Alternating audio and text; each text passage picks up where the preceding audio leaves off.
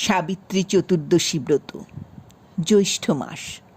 ব্রতফল: যে রমণী নিষ্ঠার সহিত এই ব্রত পালন করেন, তাহার স্বামী মৃত্যুকাল পর্যন্ত নীরোগ হইয়া জীবন ধারণ করিয়া থাকেন। ব্রতকথা: একদিন যুধিষ্ঠির মার্কণ্ডেয় মুনিকে জিজ্ঞাসা করিলেন, হে মহাভাগ, আপনি সর্বজ্ঞ, আমায় বলুন, কোন রমণী বহু কষ্ট স্বীকার করিয়া আপন স্বামীর উদ্ধার সাধন করিয়াছিলেন? মার্কণ্ড মুনি বলিলেন, হে ধর্মরাজ, অশ্বপতি নামে মদ্রদেশী এক ধার্মিক রাজা ছিলেন। তাহার মালবী নামে পতিব্রতা এক পত্নী ছিল। পুত্র কামনায় রাজা অশ্বপতি সাবিত্রী দেবীর আরাধনা করিলেন। 14 বছর পরে সাবিত্রী দেবী রাজা অশ্বপতির আরাধনায় সন্তুষ্ট হইয়া রাজাকে বর দিলেন, তাহার একটি কন্যা সন্তান হইবে। 10 মাস 10 দিন পরে রানী মালবী সর্বসুলক্ষণা একটি কন্যা সন্তান প্রসব করিলেন। রাজা অশ্বপতি সাবিত্রী দেবীর আরাধনার কন্যা পাইয়াছিলেন বলিয়া কন্যার নাম রাখিলেন সাবিত্রী। কালক্রমে সাবিত্রী বিবাহের উপযুক্তা হইলে রাজা অশ্বপতি কন্যার বিবাহের জন্য পাত্রের সন্ধান করিতে লাগিলেন। কিন্তু সকল পাত্রই কন্যার দিব্য দেহজ্যোতি দেখিয়া মাথা নত করিয়া মা বলিয়া চলিয়া গেল। এদিকে সাবিত্রী মন্ত্রী সচিবের সহিত তপবন দর্শন মানসে ভ্রমণ করিতে করিতে রাজ্যচ্যুত তপবনবাসী শাল্যদেশাধিপতি রাজা দুমৎসেনের পুত্র সত্যবানকে দেখিয়া মনে মনে তাহাকে পতিত্বে বরণ করিলেন। তপবন ভ্রমণান্তে সাবিত্রী গৃহে ফিরিয়া পিতার নিকট গেল। সেইকালে দেবর্ষি নারদ তথায় আসিয়া জিজ্ঞাসা করিলেন, হে রাজন, সাবিত্রীর বিবাহের কি করিলেন? কোনো পাত্রের সন্ধান হইয়াছে কিনা রাজা অশ্বপতি আপন কন্যাকে জিজ্ঞাসা করিলেন। সাবিত্রী কহিল, পিত, শাল্যদেশাধিপতি মহারাজ দুমৎসেনের পুত্র সত্যবানকে আমি মনে মনে পতিত্বে বরণ করিয়াছি। সাবিত্রীর বাক্য শুনিয়া নারদ কহিলেন, হে রাজন, সাবিত্রী উপযুক্ত পাত্রে আত্মসমর্পণ করিয়াছি, কিন্তু সত্যবান অল্পায়ু। তার বিবাহের যেদিন 1 বৎসর পূর্ণ হইবে, সেই দিবস তাহার মৃত্যু ঘটিবে। অতএব সাবিত্রী সত্যবানের আশা ত্যাগ করিয়া অন্য পতিত্বে বরণ করুক। নারদের বাক্য শ্রবণ করিয়া সাবিত্রী কহিল, হে মতিমান, যাহাকে একবার পতিত্বে বরণ করিয়াছি, তিনি দীর্ঘায়ু হন বা অল্পায়ু হন, তিনিই আমার পতিদেবতা। সাবিত্রীর এহেন বাক্য শ্রবণ করিয়া দেবর্ষি বারংবার তাহাকে নিষেধ করিলেন, কিন্তু কৃতকার্য হইতে পারিলেন না। তখন তিনি অশ্বপতিকে কহিলেন, সাবিত্রীর দৃঢ় প্রতিজ্ঞা যখন, তখন সত্যবানের সহিত উহার বিবাহ দিন। এই বলিয়া দেবর্ষি নারদ আপনার স্থানে চলিয়া গেলেন। রাজা অশ্বপতি অন্য কোনো উপায় না দেখিয়া সাবিত্রী ও পুরোহিতকে সঙ্গে লইয়া তপবনে গমন করিলেন।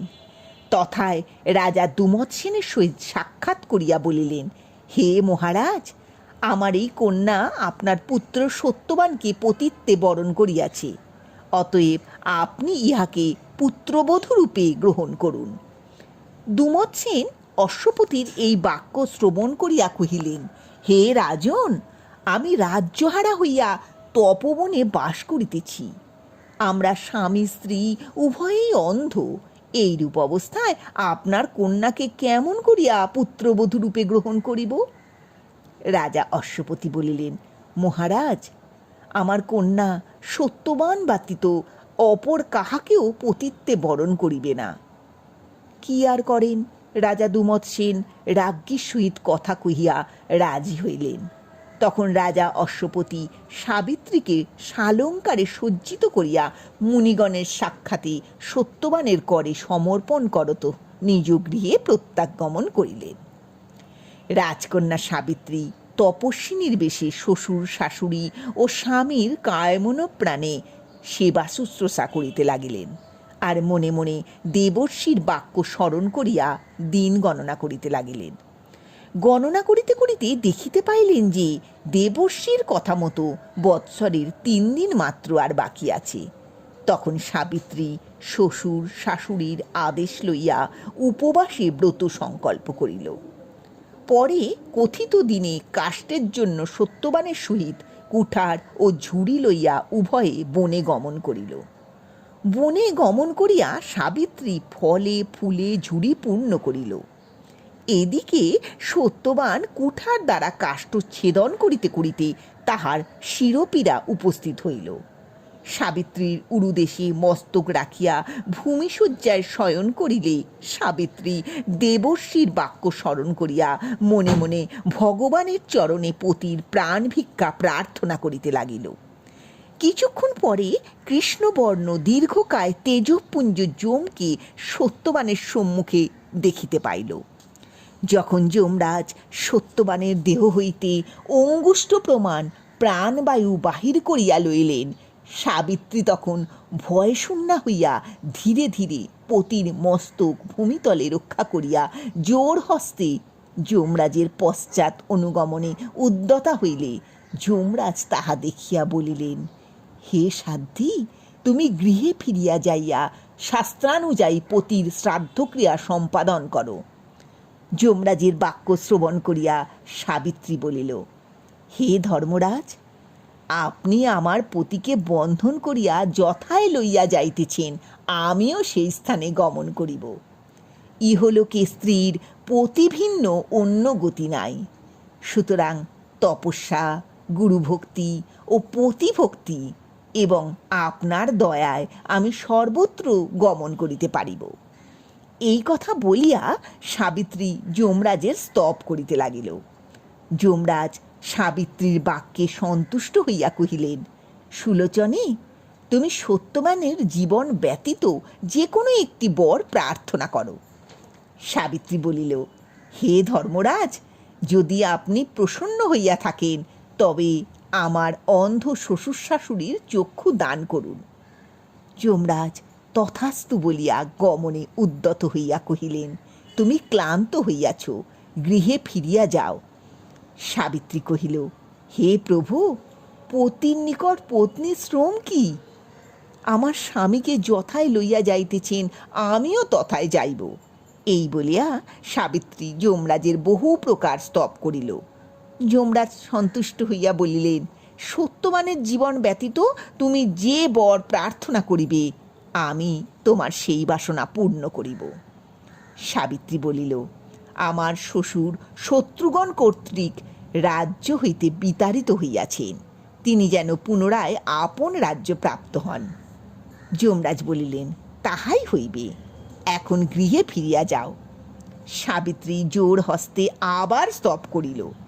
যমরাজ সন্তুষ্ট হইয়া বলিলেন, সত্যবানের জীবন ব্যতীত তুমি অন্য বর প্রার্থনা করো। সাবিত্রী বলিল, আমার পিতা পুত্রহীন, তাহাকে শতপুত্র প্রদান করুন। যমরাজ বলিলেন, তথাস্তু। এইবার তুমি গৃহে ফিরিয়া স্বামীর সৎকার করো। সাবিত্রী আবার করুণভাবে যমরাজের স্তব করিল। যমরাজ অতি সন্তুষ্ট হইয়া কহিলেন, সত্যবানের জীবন ব্যতীত তুমি চতুর্থ বর প্রার্থনা করো। সাবিত্রী বলিল, হে ধর্মরাজ, যেন সত্যবানের ঔরসে আমার গর্ভে শতপুত্র জন্মগ্রহণ করে, আমায় এই বর প্রদান করুন। যমরাজ বলিলেন, হে সাধ্বী, তাহাই হইবে, এইবার তুমি গৃহে ফিরিয়া যাও। সাবিত্রী বলিল, হে ধর্মরাজ, এক্ষণে আপনি আপনার ধর্ম রক্ষা করুন। আপনি বললেন যে সত্যবানের ঔরসে আমার গর্ভে শতপুত্র জন্মগ্রহণ করিবে। যমরাজ সাবিত্রীর বাক্য শুনিয়া লজ্জিত হইয়া সত্যবানের প্রাণবায়ুকে পাপ মুক্ত করিলেন এবং কহিলেন, হে ভদ্রে, আমার প্রসাদে তোমার স্বামীর 400 বর্ষ পরমায়ু হইবে এবং তোমার সহিত নানাবিধ যজ্ঞাদি ধর্মানুষ্ঠান করত শতপুত্র লাভ করিয়া পরম সুখে কালাতিপাত করিবে। এই বলিয়া যমরাজ সত্যবানকে পুনরুজ্জীবিত করিয়া চলিয়া গেলেন। সত্যবান চেতনাপ্রাপ্ত হইয়া সাবিত্রীকে বলিল, প্রিয়ে, আমি বহুক্ষণ নিদ্রিত ছিলাম, তুমি আমায় জাগাইলে না কেন? সাবিত্রী বলিল, নাথ, সমস্ত কথা পরে বলিব, এক্ষণে আশ্রমে ফিরিয়া চলুন। দেখুন কি গভীর রাত্রি, পিতা মাতা উৎকণ্ঠায় কাল যাপন করিতেছেন। এই বলিয়া উভয়ে যাত্রা করিলেন। এদিকে দুমত সেন ও তাহার পত্নী শয্যা হইতে উঠিয়া চক্ষু দ্বারা সকলেই দেখিতে পাইয়া আশ্চর্যান্বিত হইয়া পুত্র ও পুত্রবধূর অন্বেষণে গৌতম মুনির আশ্রমে উপস্থিত হইলেন এবং পুত্র ও পুত্রবধূকে দেখিতে না পাইয়া শোক প্রকাশ করিতে লাগিলেন। গৌতম মুনি রাজদম্পতিকে উপদেশ বাক্যে প্রবোধ দিয়া বলিলেন, হে মহারাজ, আপনি শোক করিবেন না। আপনার পুত্রবধূ সাবিত্রী দেবী যখন সত্যবানের সহিত রহিয়াছে, তখন ভয়ের কোনো কারণ নাই। আপনারা যাহার কৃপায় চক্ষুরত্ন লাভ করিয়াছেন, তিনিই সত্যবানকে রক্ষা করিবেন। ওই সময় সত্যবান সাবিত্রীর সহিত তথায় উপস্থিত হইল। সাবিত্রী ও সত্যবানকে দেখিয়া সকলেই আশ্চর্যান্বিত হইলেন। গৌতম মুনি কহিলেন, হে সত্যবান, তুমি এত রাত্রে কেন আসিলে? তোমাদের না দেখিয়া তোমার পিতামাতা অত্যন্ত কাতর হইয়াছেন। সাবিত্রী কহিল, হে দ্বিজোত্তম, আমার স্বামী কাষ্ঠ আহরণকালে শিরপীড়ায় অত্যন্ত কাতর হইয়াছিলেন। গৌতম মুনি কহিলেন, হে দেবী, বনমধ্যে যে ঘটনা ঘটিয়াছিল তাহা বিস্তার করিয়া আমাদের নিকট বর্ণনা করো। সাবিত্রী বলিল, হে মহাভাগ, দেবর্ষি নারদের বাক্য সত্যে পরিণত হইয়াছিল। বনমধ্যে কাষ্ঠ আহরণকালে আমার স্বামীর মৃত্যু হয়। পরে উহাকে লইবার জন্য স্বয়ং ধর্মরাজ যম উপস্থিত হন। আমি কাতর বাক্যে তাহার অনেক স্তব স্তুতি করি। তিনি সন্তুষ্ট হইয়া আমার স্বামীর জীবন দান করিলেন এবং আমার শ্বশুর শাশুড়ির চক্ষুদান, তাঁদের ভ্রষ্ট রাজ্য প্রাপ্তি, আমার পিতার শতপুত্র ও আমার শতপুত্র এবং আমার স্বামীর 400 বর্ষ পরমায়ু হইবে, ধর্মরাজ যমের নিকট এই বর প্রাপ্ত হইয়াছি। তাহার পর সাবিত্রী শ্বশুর শাশুড়ি ও স্বামীর সহিত কুটিরে গমন করিল।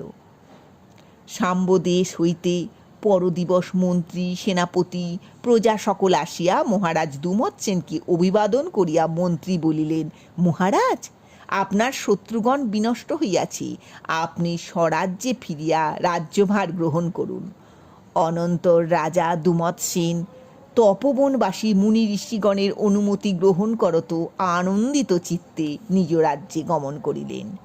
স্বরাজ্যে আসিয়া মহারাজা দুমত সেন প্রিয় পুত্র সত্যবানকে যৌবরাজ্যে অভিষিক্ত করিলেন।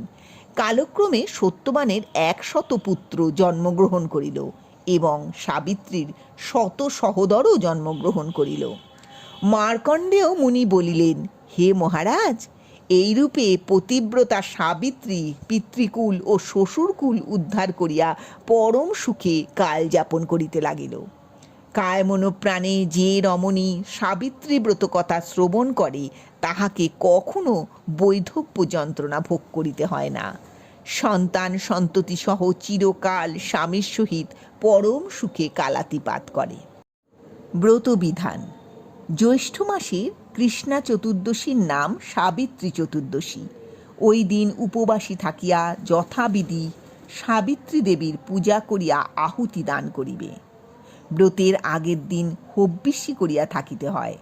এই ব্রত 14 বছরে উদযাপন করিতে হয়। অথ সাবিত্রী চতুর্দশী ব্রত সমাপ্ত।